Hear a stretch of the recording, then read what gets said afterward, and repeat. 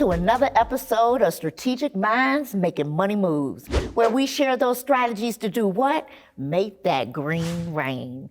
I am so excited that you're here to join us today because I have a great guest, Missy Pitcher from BDM Squared. And today we're going to talk about decision makers. We're going to talk a little bit about what does that mean and where do we go. Welcome, Missy. Thank you. Would you mind telling our audience a little bit about your business? Yes, I'm Missy Pitcher and I'm the CEO of BDM Squared. We are a management consulting firm. We provide project management as a service, whereas we go in and we manage projects on our clients' behalf, help them to be successful when they don't have resources to deliver. We also provide business process management as a service, whereas we go in and we help our clients identify, document, optimize, and in some cases, automate their business processes. I like to say we're the small company with big impact. That's awesome. That's awesome. Sounds like you have a really, really good business, Yes. and that you're able to help your clients not only process-wise, where we need more efficiency, but at the same time, where we're trying to get things accomplished and implemented. Absolutely. That is fantastic. So why don't you tell us a little bit of what you'd like to discuss today? So my primary challenge is, up until now, all of the business that we've gotten has been through either referrals or people that I've worked with, and we've done an amazing job of growing our business that way. My goal now is to scale our business and to grow, and we're having difficulty getting in front of decision makers outside of my immediate sphere of influence. Okay, so before we go into that, do you mind sharing with the audiences your locations? Where are you located? We have actual offices in Atlanta, Tampa, and in Bermuda because we're a global company. Oh, that's fantastic. So that allows us to have a lot of international presence as well. Right. So one of the things that I want to ask you is, you're a CEO, right? Yes. And if I were going to call your office and I wanted to talk to you about my executive coaching and the opportunities that I provide, what would it take for you to take my call? That's a great question. I think I would have to have some idea of who you are prior to calling because my gatekeepers are pretty strong gatekeepers. And I would probably need to have a good understanding of what you're doing and the benefit to me as a CEO in my organization. Okay, so you've already identified what a decision maker needs to know. Right. What they want to know up front, because you're a decision maker yourself. Right? So if we put ourselves in that position, what gets through your gatekeeper? How does your gatekeeper say, you know what, you really want to talk to this person? Ooh, that's a really great question. Generally, salespeople have a difficult time getting through. It's usually if they've referred someone or I know they're coming. Key point. If they've referred someone and I know they're coming. Right. Otherwise, they're going to get the same response you get. Right. None. Exactly. Right? So one of the things we have to think about when we're going to decision makers is that the reason everybody is in business, we know, is to make money. Yeah. But the reason that they look for a service is because of pain. And when they go to look for solving that pain, they're looking for many different options. One of the things you may want to consider is when you do your research, find those things that are new. Educate them on something new that they don't know that's going to allow them to open up the door.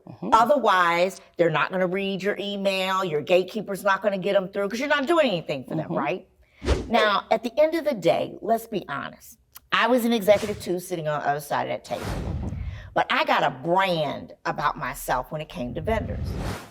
Don't come in here selling your product, because if you're coming here trying to tell me about selling your product, then you shouldn't be selling it in the first place. I know you're selling it because you believe in it. Right. That's not my problem.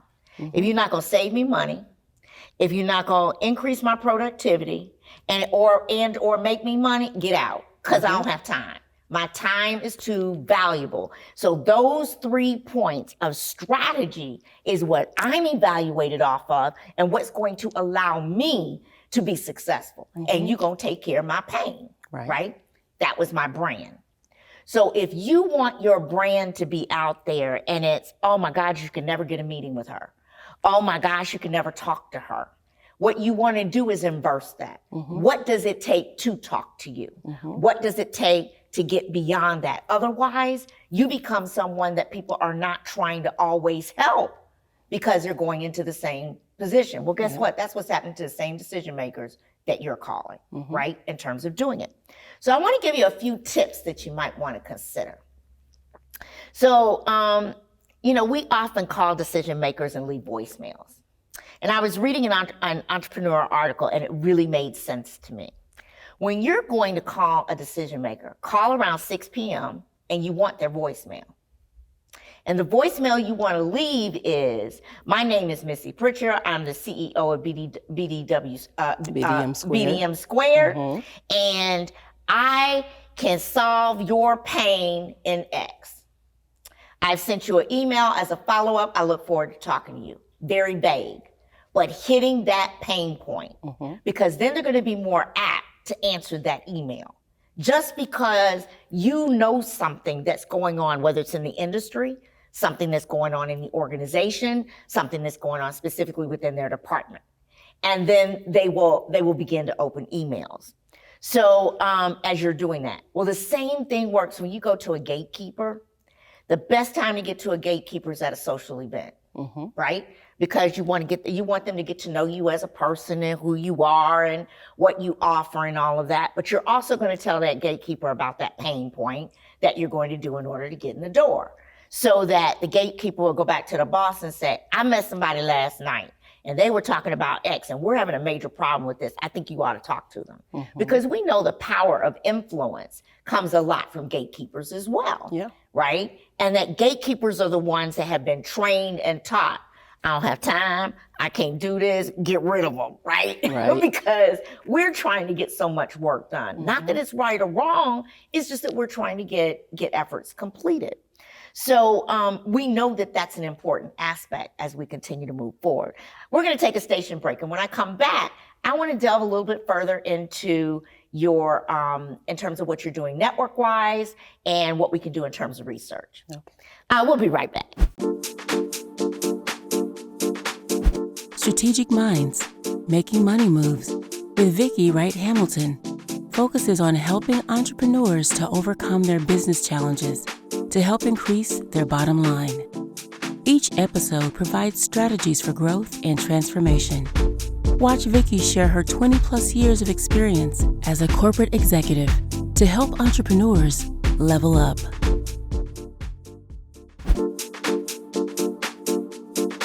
Welcome back. So Missy Pitcher, when we talk about your research and you're getting to those decision makers because you want people to do it for you, how do you go about that research? I have a number of sites where I go and I can look at the actual individual. I check their LinkedIn.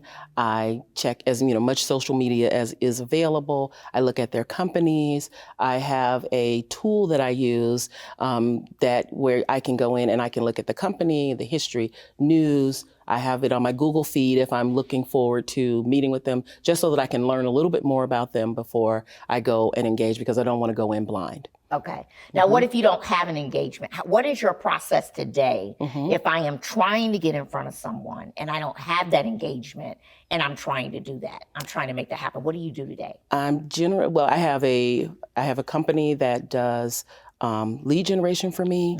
I do email blasts. I'm, very active on social media, LinkedIn, and I also, like the companies that I'm interested in, I will go and I have Google Alerts set up, and I go and I do research on news about those companies so that I can see what's going on. I target, in a lot of cases, new IT managers, simply because project management, our space is largely IT. So I'll target new IT managers because as they're coming up to speed, they need to understand what's happening in their organization. They may need an assessment of their entire portfolio, and we can help them with that. But it's so that we can help them to kind of acclimate and get into their position and be successful. So our goal is for them to be successful. So we want to help them, with their projects, want to help them with their processes to make sure that what they're able to deliver to their customers. Okay, so when you get this research, one of the things, I was reading a Harvard Business Review article, and it was talking about that 74% of the conversion rate that happens when you are trying to get in front of decision maker comes from you letting the decision maker find you as opposed to you going to find them. And what that means is, what they were saying is, the more we write articles of specific pain points within industries, we make sure that those articles are published with that industry, right? So that decision maker sees it. One of the things that's happening is there are a lot of decision makers that don't go on LinkedIn. And everybody talks, write an article in LinkedIn, go do. The problem is that every decision maker doesn't see it, so they don't see what you're bringing to the table. So another way is that if you are doing any kind of podcast, if you're doing any kind of radio show, speaking engagement that directly targets a particular industry and a company you're trying to get into, invite them to it, but invite it in a way that wanted to let you, I know that within X industry, we're experiencing Y problem. I wanted to invite you to this event as I am talking about solutions to be able to resolve this, that will up your X by whatever. Because the irony of it is that every company is all tied to what are we going to do, whether it's revenue, whether it's productivity, whatever that happens to be, that can also help you in terms of being able to say what you're actually meeting. The other thing, I don't know if you belong to a lot of global associations, right? I know the other day, someone reached out to me on LinkedIn to do a global podcast. And, I had not sought out to do this, but it was like, oh my gosh, you're doing something that, I'd like to learn about. And so I started exploring more about what was happening in that international market and found that it is truly a need for something that I could offer to help them in that market. So I went on and I did the podcast. I was going to do it anyway because, when you get marketing and exposure, that's what it's all about, right? Exactly. And so, but what it did was somebody watched that podcast because this particular person that did their podcast was a part of a business association. And so the association were followers and looked at the podcast and gave me a call. Now, I wasn't expecting that, right? And I wasn't even trying to go in front of that leader. But what it showed me is the more we can leverage those global, international companies to actually be a part of what they're doing in marketing. So I know that you said that you're in the Caribbean, right? So we all know that there's cultural things that go with every market we go into. And there's certain things they operate differently. They have, there's different things that they can do versus what we can do and how we do it and what that looks like. So I know you do your research on all of these different countries and you're like, okay, I'm just trying to get in the door, right? And so getting them to know who you are. And you're an expert when you're a speaker. You're an expert when you're a writer. You're an expert when you can talk about industry to pain to gain. Industry to pain to gain. So that you're helping those leaders gain what they need from a business perspective and have the ability to succeed, right? In terms of doing that. Do you partner with any other entrepreneurs that complement your services? Absolutely. Okay. So in your partnerships, how do they work? It depends. It's basically I just submitted on a bid with another project management organization, and we identify our strengths and where we would like to contribute, and then of course we document it and we go for it. So I do partner with other organizations, and we just find. We'll find where we have alignment. We try, 90% of the time it's someone that has a similar value system to me and someone that is, providing complementary services and that is strong in their delivery. Have you ever thought about a complementary service? Meaning that it's not someone that does project management in IT, but what about the change management component that complements that, right? What about partnering with the change management organization that can then, now you're bringing a total package, right, of another thing, because we know organizations do not do the work. Yeah. None of them do. Well, we provide change management. Okay, so you offer that. Yeah, we provide change management as a part of our overall project management solution, because project management isn't just about checking dates, checking boxes. It's about people, and ultimately the people are impacted the most by whatever change we're implementing. So change management is a part of it, but I understand what you're saying as far as complementary services. Yeah, but anything that you don't offer. Okay, so if you offer change management, that's great, you know, but just thinking about things that you can do a fuller picture.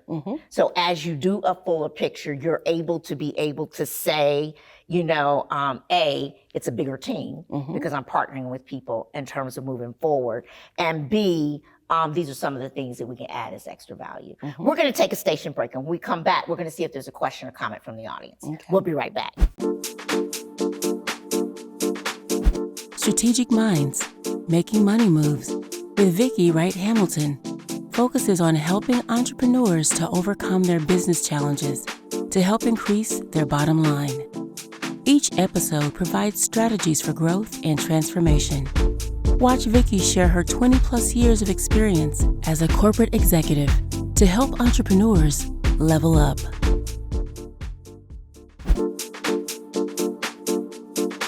Welcome back. Forbes says that, you know, when that 60% of decisions when it comes to vendors are made before you ever walk in the room, right? And that the most impactful piece, and I love the fact that you use referrals, that you use people that are in your network and theirs, where there's a commonality, right, for a referral, introduction, et cetera.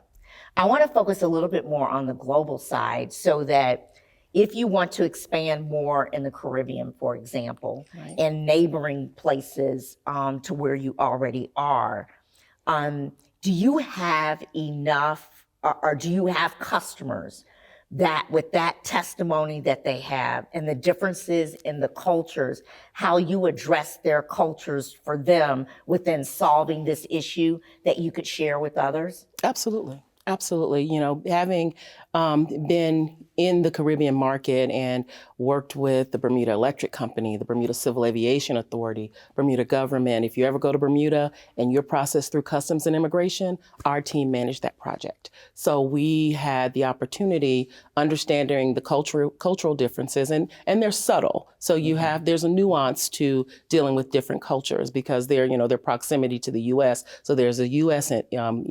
influence, the British influence, and then you have to take all of that into consideration when you're engaging. So yes, we do have companies that we've worked with in the Caribbean that can vouch for and have vouched for our ability to both manage the project successfully and be sensitive to the cultural differences. Do you have a video library of testimonials that are just sound bites? I don't. I would, you know, one of the things that we have found is that when you use sound bites, it's very quick. For somebody, it's like a minute or two.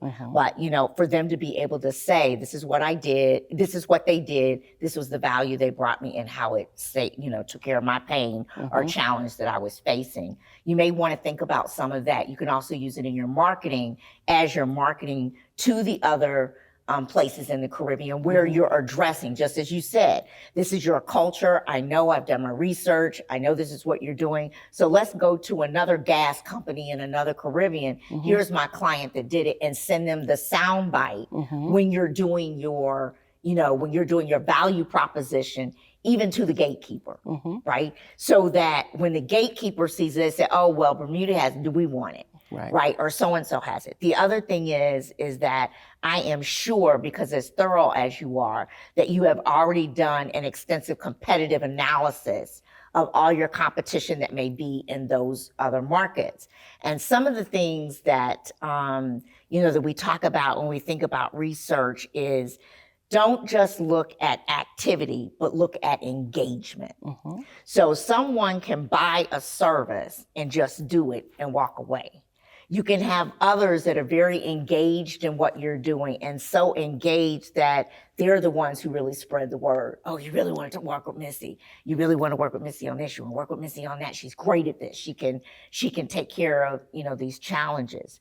So as we begin to look at engagement, it's really about and looking at how people are responding. Let's look at LinkedIn for a minute. And this is something that, and I've personally tried this, and it did help me as an entrepreneur. But you know how people will post things and they go and do likes? Go and look at everybody who does a like. Go in and see everyone that makes a comment. Those that make comments we know are engaged. Those that do a like could just have been scrolling, right? But look at those that are engaged in that posting, that are part of those decision makers, and allow them the ability and look at that and engage with them, because it's something that they think about, that they care about, because they took the time to talk about it. Can also help as you're moving forward. And one of the thing that I found that was really interesting as an entrepreneur, after coming off of the other side of the table, right, when I was the one that was accepting business, is that the vendors that helped me the most, you know where they got their information from? The salespeople in the company. Yeah. Salespeople love to talk, right? And they tell you a lot, right? And they tell you what's going on, and they tell you what's happening, and they can help you dig a little bit further. So salespeople became one of those that, right, they give you a lot of that information. And so as you're engaging with those salespeople, they have the same vested interest you do. They want to go to somebody and get a sale, just like you want to go somewhere and give your products. But having salespeople speak on your behalf can also go a long way, especially if that business decision maker trusts that person, right? Because we all know that it's about trust at the end of the day. True. You have a great business. You have a great opportunity. You are leveraging tools, technology, people, networks. You're doing research. You're trying to find out what's wrong. How do you make it better? You are on your way to expansion. I think it's just a matter of when you want to scale equals people. And so we can scale by we can get other consultants to consult for us.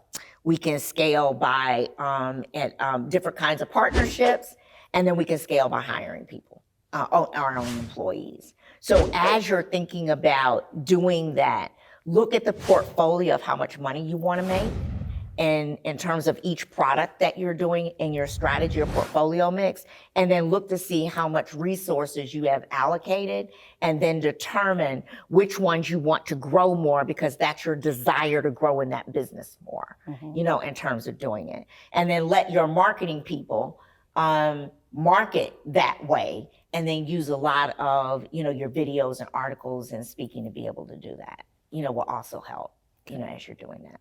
Let's see if we have a question or a comment from the audience. So I have a question. My name is Ken Ferguson. I'm the president of Validity Staffing Group. And one thing that I know you mentioned earlier was you've done a great job building the business through some of the connections that you've had, and that you have an office located in Atlanta, which last time I checked was 3 or 4 in the country for Fortune 500 headquarters.